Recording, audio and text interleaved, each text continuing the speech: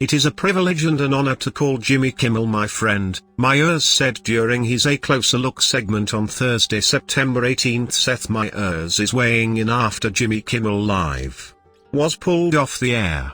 On Wednesday, September 17, an ABC spokesperson confirmed to People that Jimmy Kimmel's late-night show would be pulled indefinitely. The decision was a result of comments the host made during his September 15 monologue about right-wing personality Charlie Kirk, who was shot and killed during a speaking event at Utah Valley University on September 10. In Kimmel's monologue, he addressed President Donald Trump's Make America Great Again supporters as he said, "We hit some new lows over the weekend with the MAGA gang trying to characterize this kid who killed Charlie Kirk as anything other than one of them."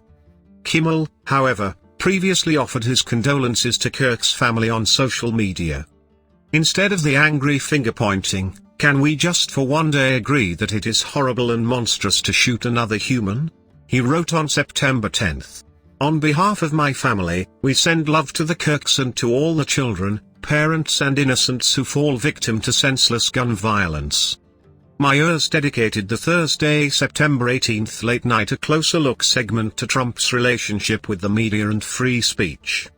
His administration is pursuing a crackdown on free speech, and completely unrelated, "I just want to say, before we get started here, that I've always admired and respected Mr. Trump," Meyers said as the audience laughed. "I've always believed he was a visionary, innovator, a great president, and an even better golfer. And if you've ever seen me say anything negative about him, that's just AI." Later, Meyers turned serious, telling the audience, "It is a privilege and an honor to call Jimmy Kimmel my friend in the same way that it's a privilege and honor to do this show every night. I wake up every day, I count my blessings that I live in a country that at least purports to value freedom of speech, and we're gonna keep doing our show the way we've always done it, with enthusiasm and integrity." The comedian called this a big moment in our democracy, adding, "We must all stand up for the principles of free expression. There's a reason free speech is in the very First Amendment."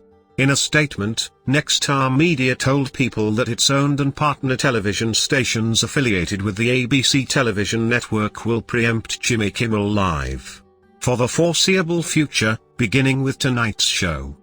The decision was explained as a result of the company strongly objecting to recent comments made by Mr. Kimmel concerning the killing of Charlie Kirk.